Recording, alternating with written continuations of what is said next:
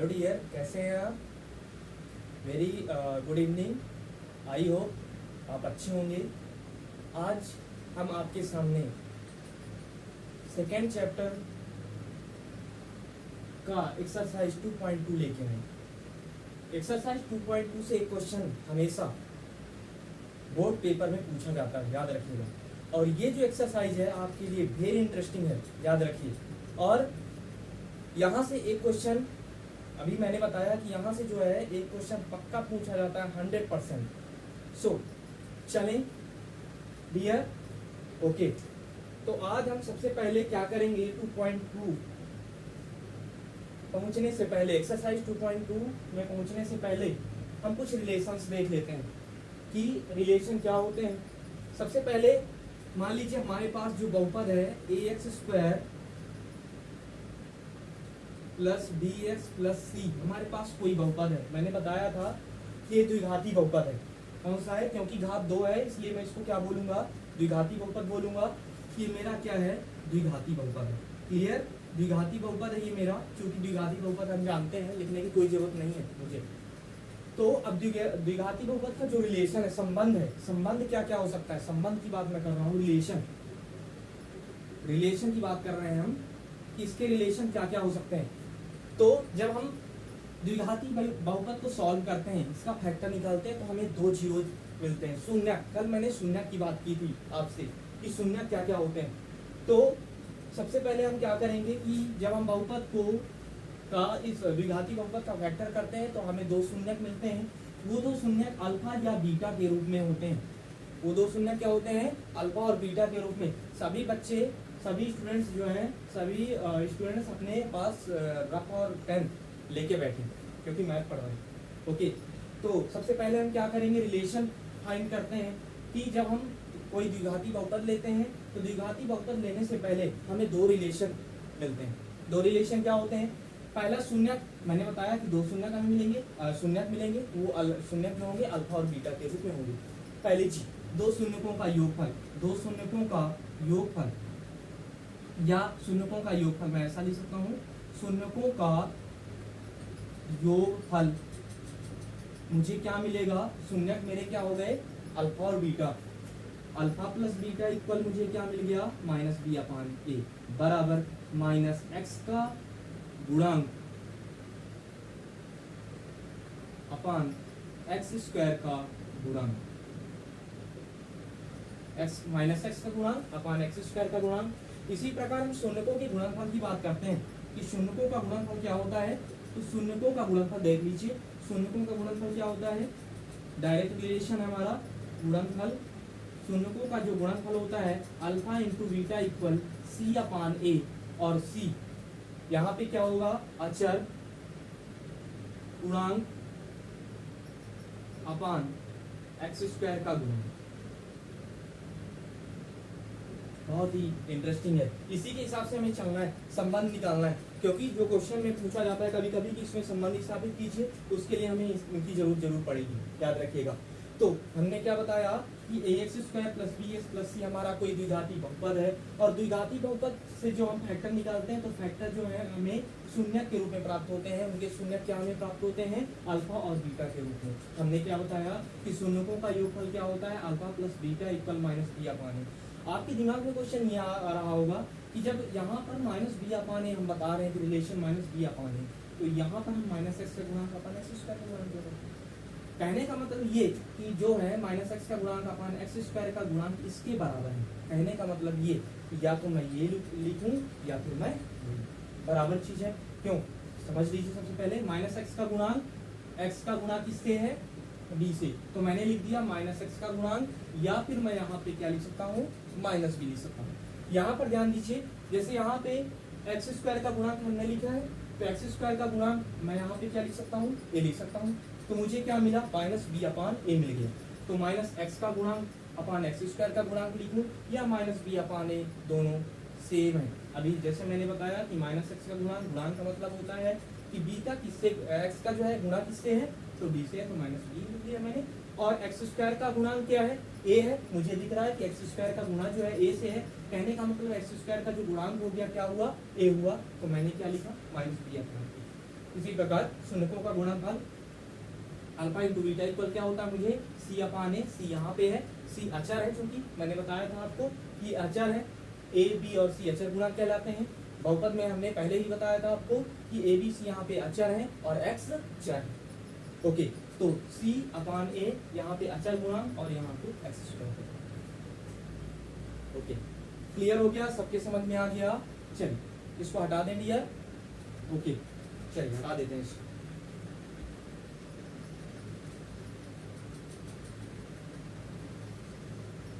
अभी ये हम द्विघाती बहुपद का रिलेशन पढ़ रहे थे, अब त्रिघाती बहुपद का रिलेशन पढ़ेंगे।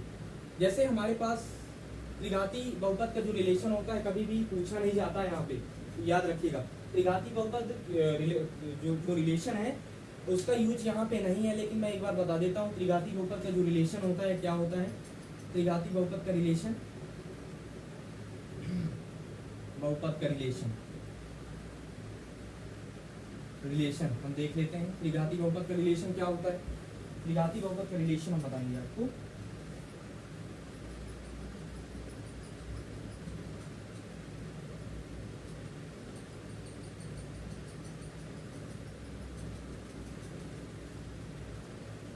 त्रिघाती बहुपद ऐसा हो सकता है ax³ plus bx² plus cx plus d, ऐसा हो सकता है त्रिघाती बहुपद, क्योंकि इसकी पावर 3 है। कल मैंने बताया था कि जो पावर 3 वाला रहेगा वो मेरा क्या कहलाएगा?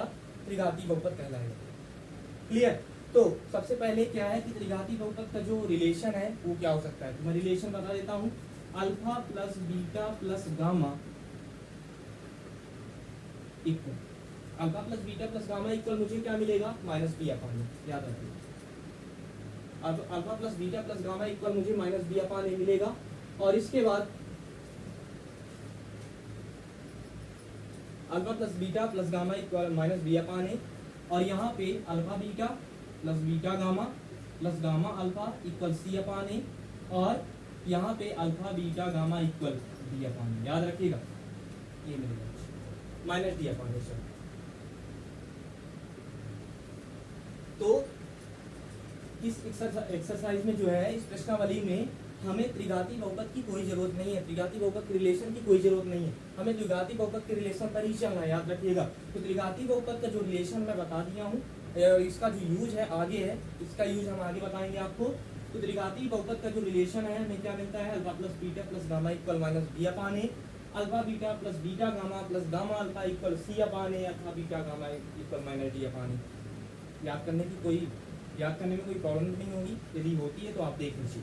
चूंकि त्रिघाती बहुपद है, त्रिघाती बहुपद में क्या होगा? अल्फा बीटा गामा होगा, सिंपल सी चीज है। जब त्रिघाती बहुपद में अल्फा बीटा गामा होगा तो मैं एक बार देख लेता हूँ कि यार पहली जब हम द्विघाती बहुपद पढ़ रहे थे तो ये पढ़ रहे थे कि alpha plus beta equal minus B upon आता है। इसी प्रकार हम क्या करेंगे इसमें कि alpha plus beta plus gamma, क्योंकि ये मेरा त्रिघाती बहुपद है। जब त्रिघाती बहुपद रहेगा तो अल्फा बीटा गामा तो रहेगा ही रहेगा, क्योंकि 3 घात है। तो alpha plus beta plus gamma, क्योंकि यहाँ पर हमें 3 जीरोज मिलेंगे, 3 सोल्यूशन मिलेंगे। त्रिघाती बहुपद में मैंने कल बताया था आपको कि त्रिघाती बहुपद में 3 सोल्यूशन मिलते हैं और द्विघाती बहुपद में 2 सोल्यूशन मिलते हैं। तो त्रिघाती बहुपद में जब 3 सोल्यूशन मिलेंगे मुझे, तो मैं क्या करूंगा? Alpha plus beta plus gamma equal minus B upon A. Simple सा है, याद करने की भी कोई जरूरत नहीं है आपको, 1 मिनट में याद हो जाएगा, 2 बार लिखेंगे याद हो जाएगा। इसी प्रकार हम क्या करेंगे, यहाँ पे एक दूसरे से इंटू करते जाना है। जैसे ये जो हमारा चक्रण है अल्फा बीटा गामा पे चल रहा है, देखिए याद करने का एक तरीका, मैंने सबसे पहले अल्फा का इंटू बीटा से किया तो मुझे क्या मिल गया? Alpha beta. इसी प्रकार मैं बीटा का इंटू गामा से किया तो मुझे क्या मिल गया? Beta gamma. इसी प्रकार अब चूंकि अल्फा बीटा गामा इसकी जो लिमिट है गामा तक है ना, अल्फा से लेकर गामा तक, तो मैं गामा से आगे तो जाऊंगा नहीं। तो इसके अलावा मैं क्या कर सकता हूँ कि जब अल्फा का इंटू मैंने बीटा से कर दिया, अल्फा बीटा मुझे मिला, और बीटा का इंटू मैंने गामा से किया तो मुझे बीटा गामा मिल गया। इसी प्रकार मैं क्या करूंगा? गामा का इंटू अल्फा से कर दूंगा तो मुझे गामा अल्फा मिल जाएगा, और इक्वल मुझे क्या मिल गया? सी अपान ए। क्लियर हो गया यहाँ पे?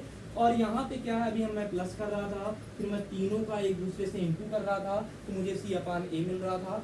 अब हम क्या करेंगे? अब हम alpha into beta into gamma कर रहे हैं। जब हम alpha into beta into gamma कर रहे हैं तो मुझे क्या मिल रहा है? माइनस बी अपान। कुछ भी याद करने की जरूरत नहीं है।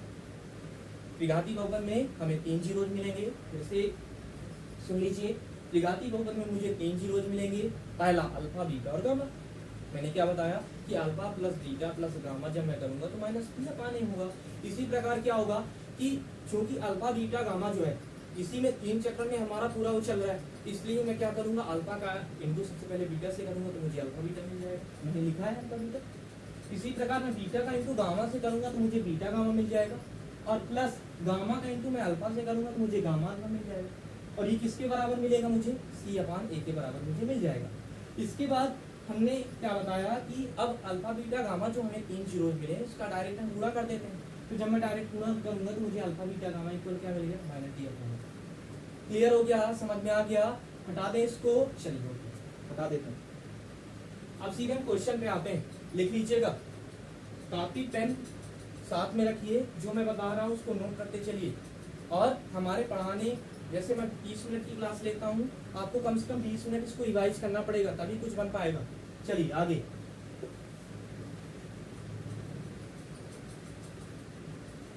आगे जो हमारा क्वेश्चन है, क्वेश्चन हम देख लेते हैं, बेसिक सा क्वेश्चन। और हाँ, द्विघाती बहुपद में मैंने क्या बताया था, एक बार रिवाइज कर देता हूँ फिर से। तो द्विघाती बहुपद में मैंने क्या बताया था कि द्विघाती बहुपद है उसमें कितने शून्यक होंगे, 2 शून्यक होंगे। कभी मैंने बताया था कि उसमें 2 सॉल्यूशन मिलेंगे। फिर मैंने ये भी बताया था कि जो वक्र मुझे प्राप्त होगा, वक्र किस प्रकार का प्राप्त होगा, मुझे वक्र जो है परवलय के आकार का होगा। कहने का मतलब जो है ये x और यहाँ पर x dash axis, y dash axis. मैंने बताया था कि x एक्सिस को कितनी बार काटेगा, 2 बार काटेगा। तो ऐसा कुछ बनेगा इसका जो ग्राफ है, यानी कहने का मतलब ये x एक्सिस को 2 बार काटेगा। आगे से तो 2 सॉल्यूशन मिलेंगे। अब हम एक बेसिक सा क्वेश्चन ले लेते हैं। जैसे हमारे पास एक क्वेश्चन है, क्वेश्चन ऐसा पूछा जाता है कि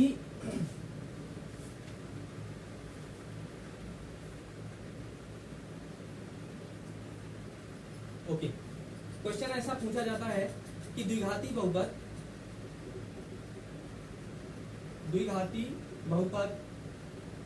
x² + 7x + 10 के शून्यक ज्ञात कीजिए। ये शून्यक ज्ञात कीजिए एवं शून्यकों तथा गुणांकों के बीच संबंध स्थापित कीजिए। यहाँ से एक क्वेश्चन पक्का आता है डियर, यहाँ से एक क्वेश्चन पक्का आता है, पक्का 100%। तो क्वेश्चन ये कह रहा है कि द्विघाती बहुपद, यहाँ से चूंकि पावर 2 है तो मैं समझ गया कि ये क्या है, द्विघाती बहुपद है। अब द्विघाती बहुपद के शून्यक ज्ञात कीजिए और शून्यकों तथा गुणांकों के बीच संबंध स्थापित कीजिए। सबसे पहली चीज ये कि हमेशा मैथ्स को जो है स्टेप बाय स्टेप किया जाए। याद रखिए, हमेशा मैथ्स को सरल बनाने के लिए हम स्टेप बाय स्टेप करते हैं। कुछ आधा कर लेते हैं फिर बाद में कर लेते हैं। जब हम एक साथ करेंगे तो हमें थोड़ा सा लेंदी भी दिखेगा कि यार बताओ क्वेश्चन कितना बड़ा है, मेरे से ये क्वेश्चन नहीं बनेगा। और जब हम स्टेप बाय स्टेप करेंगे, सॉल्व करेंगे, तो हमें वही मैथ जो है इजी लगने लगेगा। याद रखिए, तो मैथ करने का तरीका भी। तो सबसे पहले क्वेश्चन ये पूछा जाता है, कभी कभी पेपर में ये पूछ लिया जाता है कि द्विघाती बहुपद x² + 7x + 10 के शून्यक ज्ञात कीजिए। ये पूछ लिया। या फिर कभी कभी क्वेश्चन ये भी पूछा जाता है कि द्विघाती बहुपद x² + 7x + 10 के शून्यक ज्ञात कीजिए तथा शून्यकों एवं गुणांकों के बीच संबंध स्थापित कीजिए। ये भी क्वेश्चन पूछा जाता है, याद रखिएगा। तो आज हम सबसे पहले शून्यक निकाल लेते हैं। अब हमें जब हमारे पास वर्ड शून्यक आया तो शून्यक से हमें एक चीज याद आई। मैं शून्यक को क्या बता रहा था कि मैं x की वैल्यू, मैं x का जो ऐसा कौन सा मान ले लूं कि वो पूरे जो है, कल मैंने बताया था कि पूरे बहुपद को क्या कर दे, शून्य के बराबर कर दे, पूरे पॉलिनोमियल को जो है शून्य के बराबर कर दे। तो मैं x का ऐसा कौन सा मान ले लूं कि पूरे पॉलिनोमियल या x बहुपद को 0 के बराबर। तो चलिए सबसे पहले हम ले लेते हैं शून्यक। हमारे पास क्या दिया हुआ है, बहुपद द्विघाती बहुपद x² + 7x + 10 हमारे पास दिया हुआ है। मैं इसको किसके बराबर करूंगा, शून्य के बराबर करूंगा। तब मुझे x के 2 शून्य मिलेंगे, या x की 2 वैल्यू मिलेगी। सबसे पहले मैं इसको क्या करूंगा, द्विघाती बहुपद है, चूंकि द्विघाती बहुपद का मैं वेक्टर निकालूंगा। तो फैक्टर निकालने से पहले हम दो कंडीशन पर ध्यान देंगे। हमेशा याद रखिए, ये अभी आपको बहुत ज्यादा कठिन लग रहा होगा कि यार फैक्टर निकालना है, मैं फैक्टर कैसे निकालूंगा। तो दो कंडीशन पर 1 मिनट के अंदर दो कंडीशन पर आपको ये फैक्टर समझ में आ जाएगा 1 मिनट से। सबसे पहले हम क्या करते हैं कि यहाँ पे जो है एक्स स्क्वायर का गुणांक, मुझे कौन बताएगा कि यहाँ पे एक्स स्क्वायर का गुणांक क्या है, यानी कहने का मतलब एक्स स्क्वायर का गुणा जो है किससे है, मैं ये कहना चाह रहा हूँ कि एक्स स्क्वायर का जो गुणा है किससे है। तो सबसे पहले हम क्या करते हैं कि यदि मैं 1 का इंटू एक्स स्क्वायर से करूंगा तो मुझे क्या मिल जाएगा, एक्स स्क्वायर। आपने 9th क्लास में पढ़ा होगा कि यदि मैं 2 का इंटू एक्स स्क्वायर से करूंगा तो मुझे क्या मिलेगा, 2x स्क्वायर। यदि मैं 3 का इंटू एक्स स्क्वायर से करूंगा तो मुझे क्या मिल जाएगा, 3x स्क्वायर। क्लियर। यदि मैं 4 का इंटू एक्स स्क्वायर से करूंगा तो मुझे क्या मिल गया, 4x। इसी प्रकार यदि मैं 1 का इंटू एक्स स्क्वायर से करूंगा तो मुझे एक्स स्क्वायर ही मिलेगा ना। तो यहाँ पर एक्स स्क्वायर का गुणांक क्या हुआ, यदि यहाँ पर मैं पूछूं कि यदि मैंने 4 का इंटू एक्स स्क्वायर से किया तो मुझे 4x स्क्वायर मिला। तो यहाँ पर एक्स स्क्वायर का गुणांक क्या हुआ, 4। मुझे एक्स स्क्वायर का गुणांक क्या मिला, 4 मिला। और यदि 1 का इंटू एक्स स्क्वायर से कर रहा हूँ तो मुझे एक्स स्क्वायर मिलेगा। मैं 1 का मल्टीप्लाई किसी से भी करूँ मुझे वही नंबर मिलेगा। यदि मैं एक्स स्क्वायर का इंटू 1 से कर रहा हूँ तो मुझे एक्स स्क्वायर मिलेगा। यदि मैं वाई स्क्वायर का इंटू 1 से कर रहा हूँ तो मुझे वाई स्क्वायर मिलेगा। या फिर मैं 2 का इंटू वाई स्क्वायर से यदि करूँ तो मुझे 2y स्क्वायर। आप 9th क्लास में पढ़ चुके हैं सर। तो जब 1 का इंटू एक्स स्क्वायर से मैं करता हूँ तो मुझे एक्स स्क्वायर मिल रहा है और मुझे यहाँ पे क्या दिख रहा है, एक्स स्क्वायर ही दिख रहा है। मुझे यहाँ पे क्या दिख रहा है, एक्स स्क्वायर ही दिख रहा है। कहने का मतलब जो है एक्स स्क्वायर के गुणांक की मैं बात करूँ, यहाँ पे एक्स स्क्वायर, यहाँ पर मैं केवल समझा रहा था, इसको लिखने की कोई भी जरूरत नहीं है।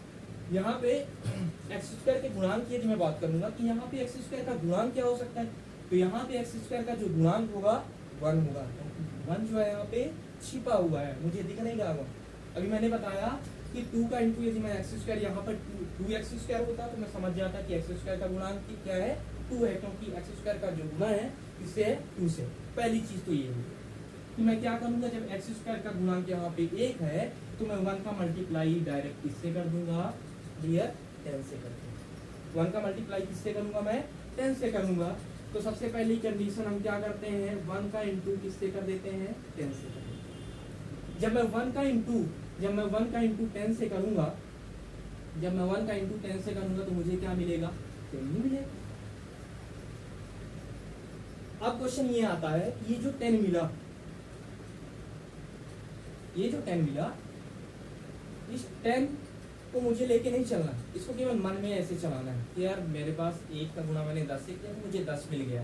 मुझे मन में लेके चलना है, लेकिन जब तक ये क्वेश्चन पूरा नहीं हो जाता कि 1 का इंटू यदि मैं 10 से किया तो मुझे 10 मिला है, बाकी से मेरे को बिल्कुल भी मतलब नहीं।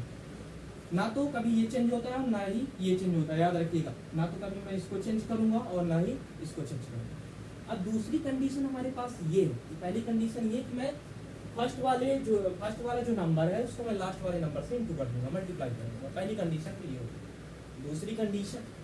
दूसरी कंडीशन हम क्या करेंगे, सबसे पहले हम 10 का एलसीएम ले लेंगे। याद है, मैं 10 का एलसीएम ले लेता हूँ, ठीक है। 10 का एलसीएम सभी ने पढ़ा होगा।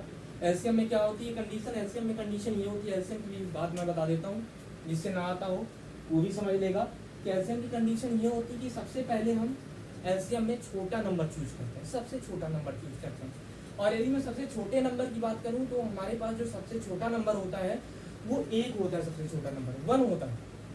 और हम ये भी जानते हैं 1 जो है सबसे डिविजिबल है, सबसे विभाजित हो जाता है 1। इसलिए हम यहाँ पे चूंकि मैं ये बोल रहा हूँ कि मैं सबसे छोटा नंबर लेता हूँ, लेकिन मैं ये भी जानता हूँ कि 1 जो है हर नंबर से, सभी नंबर से डिविजिबल है, इसलिए मैं सबसे पहले 1 को नहीं लूंगा। मैं क्या लूंगा, सबसे पहले मैं 2 देखता हूँ। यदि मेरा 2 से पूरी तरह से डिवाइड हो जाता है, हाँ हमको याद ये भी रखना है, मुझे ये नहीं करना कि मैं जैसे अब डिवाइड मुझे करना है, भाग देना है, 2 में भाग दे देता हूँ तो 2 दूंगा 4 हो गया और यहाँ पे 1 बच गया शेष का, ऐसा नहीं करना। एलसीएम में क्या होता है कि एलसीएम में जो नंबर है पूरी तरह से डिविजिबल होना चाहिए। यदि नंबर पूरी तरह से डिविजिबल नहीं होता है तो हम नेक्स्ट नंबर लेते हैं। यदि नेक्स्ट नंबर से डिविजिबल नहीं हो रहा है तो हम नेक्स्ट नंबर लेते हैं। नेक्स्ट नंबर से डिविजिबल नहीं हो रहा है तो मैं नेक्स्ट नंबर लेता हूँ। याद रखिएगा, जब तक पूरी तरह से नंबर डिविजिबल नहीं होता तब तक मैं नेक्स्ट नंबर लेता हूँ। तो हम चूंकि हम जानते हैं कि 1 जो है सभी नंबरों से डिविजिबल है, इसलिए मैं दूसरा जो 2 का टेबल है उसको ले लेता हूँ, 2 का टेबल, 2 5 जा 10, और इसको 5 से करूँगा क्योंकि 2 से भी नहीं कटेगा, 2 दूना 4, 3 से भी नहीं कटेगा, इसलिए 5 से जाएगा, 5। मुझे क्या मिला, 2 गुणे 5 बराबर 10। मुझे क्या मिल चुका है, एलसीएम। मैंने क्या किया, सबसे पहले 1 का मल्टीप्लाई 10 से ही मिला, मुझे 10। अब ये जो 10 मिला, इस 10 का मैंने एलसीएम ले लिया। क्या ले लिया, एलसीएम। समझते हैं, जब मुझे ये 10 मिला तो मैंने 10 का क्या ले लिया, एलसीएम ले लिया। अब मैं क्या करता हूँ कि 10 का एलसीएम लेते समय सबसे छोटा नंबर चूज करता हूँ। मैंने छोटा नंबर चूज किया, उससे डिविजिबल हुआ, 2 पंचे 10, और 5 से डिविजिबल हो गया 5। क्लियर हो गया, 2 पंचे 10। अब दूसरी कंडीशन जो मैं बात कर रहा था, तो दूसरी कंडीशन, वो कंडीशन है क्या? दूसरी कंडीशन पे हम क्या करते हैं कि ऐसे 2 नंबर लेते हैं, ऐसी 2 संख्याएं लेते हैं कि जोड़ने या घटाने पर मुझे क्या दे दे, ये ऐड और सब्सट्रैक्ट करने पर मुझे 7x मिलना चाहिए। जोड़ने और घटाने पर मुझे क्या देना चाहिए, ऐसी 2 संख्याएं मैं लूं, और वो 2 संख्याएं मुझे कहाँ से मिलेंगे, मुझे कहीं मान से नहीं लेना। 2 संख्याएं मुझे कहाँ से लेना है, जहाँ से मैंने एलसीएम लिया। तो पहला नंबर तो मेरा 2 है और दूसरा नंबर मेरा 5। यदि मैं 2 + 5 कर दूं, मैं क्या कह रहा हूँ, मैं ऐसे 2 नंबर, ऐसी 2 संख्याएं लूं जो जोड़ने या घटाने पर रिजल्ट मुझे क्या दे, 7 दे दे, 7 दे दे। तो मैं 2 संख्याएं हमने ले लिया, पहली संख्या 2 और दूसरी संख्या 5। तो यदि मैं 2 को 5 से जोड़ दूंगा तो मुझे 7 मिलेगा। तो मुझे यहाँ पर घटाने की कोई जरूरत ही नहीं है। जब मेरा रिजल्ट किस में आ रहा है, जोड़ने पे आ जाता है, तो मैं घटाऊंगा क्यों, नहीं घटाऊंगा, बिल्कुल भी नहीं घटाऊंगा। तो मुझे यहाँ पे 2 नंबर, मेरा रिजल्ट आ चुका है कि भाई ये मैं 2 नंबर में जोड़ूंगा तो 2 और +5 करूंगा तो 7 मिल जाएगा। लेकिन एक चीज और याद रखनी है आपको, याद रखिएगा, यदि यहाँ पर साइन प्लस है तो मुझे साइन प्लस ही मिलना चाहिए। यदि यहाँ पर साइन प्लस है तो मुझे साइन प्लस ही मिलना चाहिए। यहाँ पर साइन क्या प्लस आपको मिल रहा है, हाँ बिल्कुल मिल रहा है। यहाँ पर हमें साइन दिख नहीं रहा है, लेकिन ये प्लस का साइन, याद रखिए। तो प्लस का साइन मुझे मिल गया, मतलब एक रिजल्ट तो मेरा आ चुका है। दूसरा रिजल्ट और आने को है। दूसरा रिजल्ट क्या है, दूसरा रिजल्ट ये है कि जब मैं 2 नंबर ले लिया और 2 नंबर जो है 2 नंबर जो है जोड़ने और घटाने पर रिजल्ट 7 दे रहे हैं, तो ये भी है कि 2 नंबर का यदि मैं इंटू करूं तो मुझे 10 भी मिलना चाहिए। क्या मिलना चाहिए, इंटू करने पर मुझे क्या मिलना चाहिए, 10 मिलना चाहिए। यदि यहाँ पर 5 2 7 है तो इंटू करने पर मुझे 10 मिला था, और वो भी प्लस साइन के साथ मिला था। तो मैं ये भी कह रहा हूँ कि यदि मुझे जोड़ने या घटाने पर प्लस मिल रहा है उसी नंबर पे, तो मैं यदि उसी नंबर का गुणा करता हूँ, तो उसी नंबर का जब मैं गुणा करूंगा, मल्टीप्लाई करूंगा, तो मुझे 10 भी मिलना चाहिए। याद रखिए,